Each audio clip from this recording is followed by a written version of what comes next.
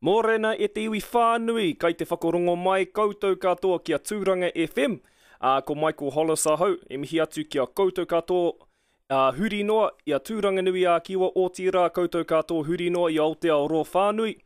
Kei runga i te waia, a Tama Waipara, kei te pirangi au ki te kōrero ki aia e pāna ki tāna waiata hau. Nō reira, Tama, kei te pēhe koe?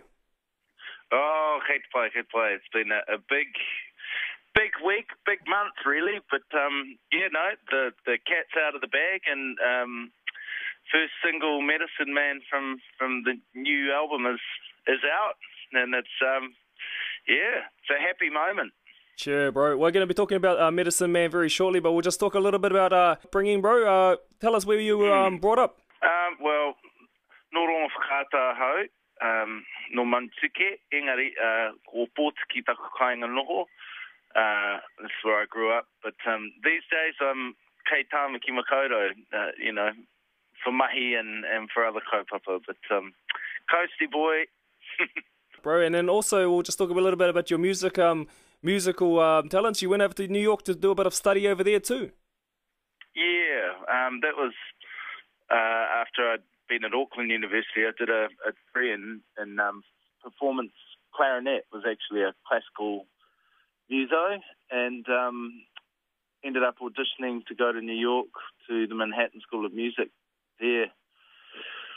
Some years ago now, and that kind of was the start of another journey, because while I was there, I had a head injury, and I wasn't allowed to play the clarinet for about 9 months, and it was during that time that I started singing, just to kind of pass the time, really, and then that kind of ended up in a jam with some mates, bandmates, and then sort of joined the band, and then next minute I was a singer-songwriter.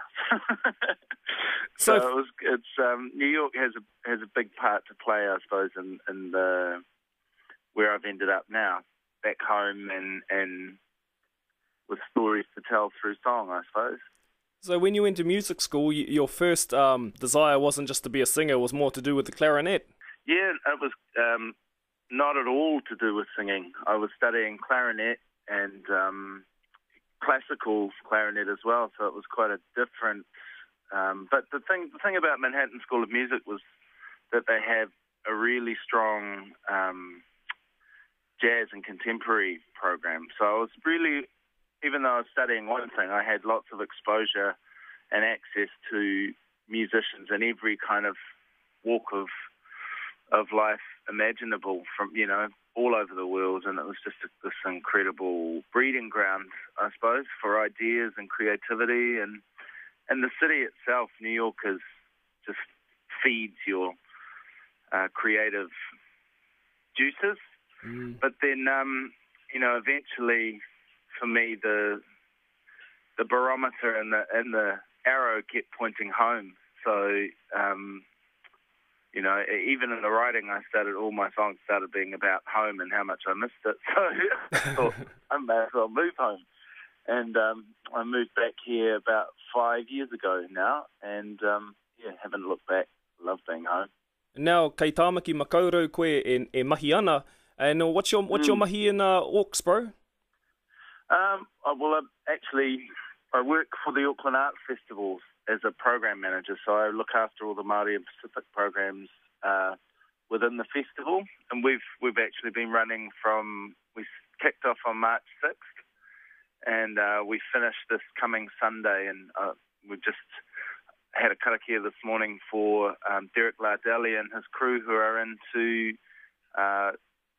do some tāmoko for the next 3 days in the Aotea Centre. So it's been amazing. I mean, we've had incredible artists. Last weekend we had a big concert called Everything is Ka Pai, which featured Maisey Rika, the St. Joe's Choir, Nika Moa, Seth Hapu, Ria Hall, Hinewehi Mohi, the Utes, Te Waka Huia, the Mangakahia Morehu Brass Band, John Rolls, Will and Annie Crummer.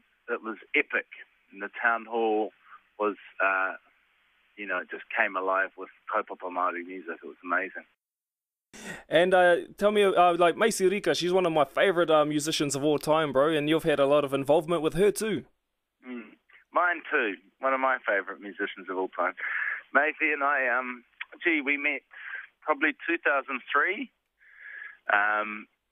and just had a cordial with each other. And I was a big fan of her music. Being that we sort of grew up in the same place, I went to Whakatane High, and so we had a cordial about that and hit the road together not long after that. And we've just been mates ever since, really. And of course, that's taken us into collaborating together. And like everybody else, I'm a big fan of Maisey's work, and I just think she's a leader. And I'm humbled and privileged to be able to work with Mace. One of my favourite songs from her and from you too is Hau Manu as well. What's the story behind that song? Yeah, well, actually the kaupapa came from Koho to Maxwell and his students, and in particular Tuirina Wehi, and there were a group of 4 others who came up with the kupu and the whole kaupapa for the song about, returning to, I guess, just the honouring of the natural world, I suppose, to put it in a simple way. And Maisey and JJ happened to be up in Auckland for another kaupapa, and we're sitting there having a late night jam, and showed me the kupu, and then we just kind of had a little tutu, and then pretty much that night we ended up with the song as it is, at least the melody and the form. Of course, then it got flashed up a bit when it combined forces with the band, and actually it was about 3 a.m. in the morning, and JJ was in the next room, and he got up and came out because he heard the song and jumped on the guitar. So it was a really collaborative, beautiful moment. And I suppose even more special is that actually the kupu came from, not from Maisey or I, but from a group of other young Māori, talented young Māori who are getting their voices out there in their own way. So it was quite a privilege for us to be allowed to use those kupu. I love that song. And your new song too, Medicine Man, bro. I'll be playing it. I'll get the privilege of playing it after this interview. Tell us all about that waiata, bro. Well, it's just about really just sticking to your guns and not letting anybody silence your voice or let that lose perspective of who you are. Whether that's in a relationship, whether that's in life, whether that's politically, it's just about holding on to the beauty of who you are and being strong within it. So, that's the kaupapa for Medicine Man. And really just the underlying kaupapa for me is that music is a form of medicine, and that through music, I and many other people are able to find all sorts of kind of positive outcomes. Did you receive some sort of a putia for this waiata as well? Ai, nā te waka toi. Toi Creative New Zealand funded this, and then also New Zealand On Air funded the video. So, it's a murky sea out there when you have to kind of fill out application forms and do those things. But I have to say there's a really supportive team, both at Creative New Zealand, Te Waka Toi, and New Zealand On Air, who have helped guide me and many other people through that process and make it not so kind of ugly. A lot of your whanaunga from Manutuke have put up links to the video up on Facebook already, so if anyone's on Facebook, they can just click on it and have a look. I'll play the song soon, but also, what's in the future for you? What's in store for Tama Waipara in the future?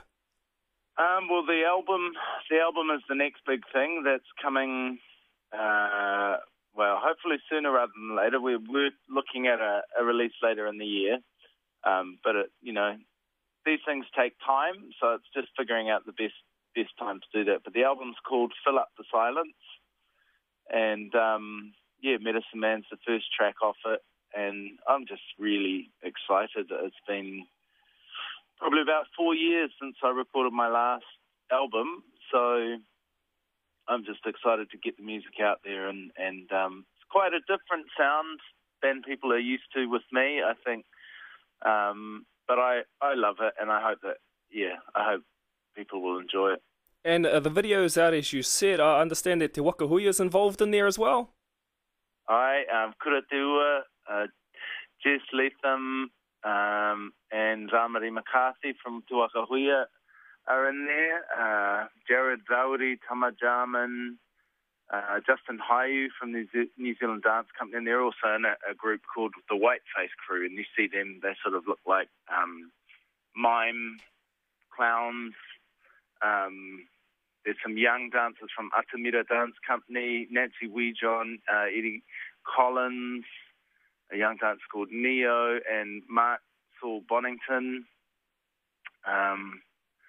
So it's a really, for me, I have the pleasure of working with a lot of these people in my mahi within the arts industry. But, there's a lot of aroha involved. And, of course, the director was Jessica Sanderson, who is an amazing young wahine Māori, talented video director. She directed Rhea Hall's video for Best of Me. She directed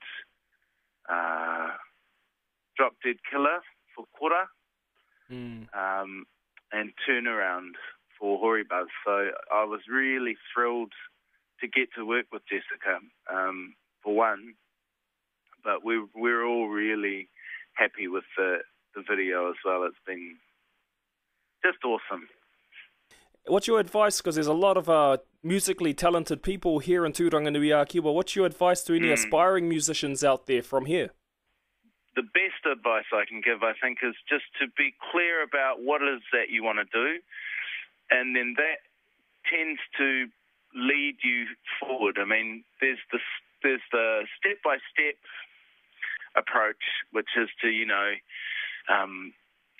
start writing songs, start performing those songs for people, do gigs, do voluntary gigs, do karaoke.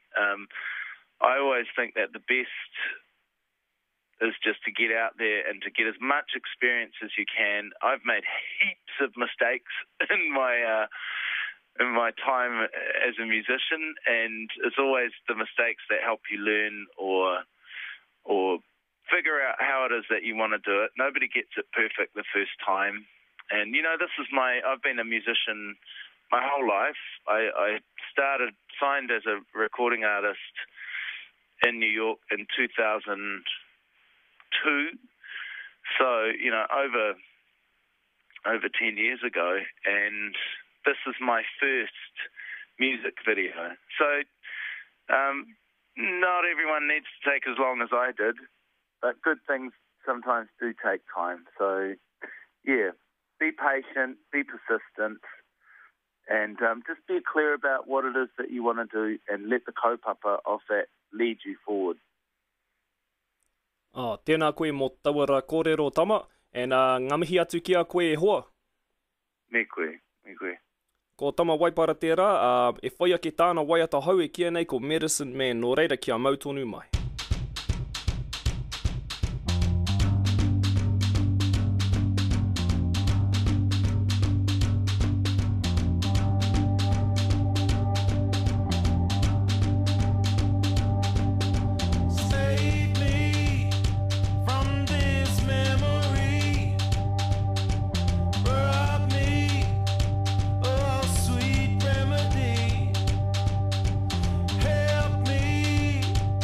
For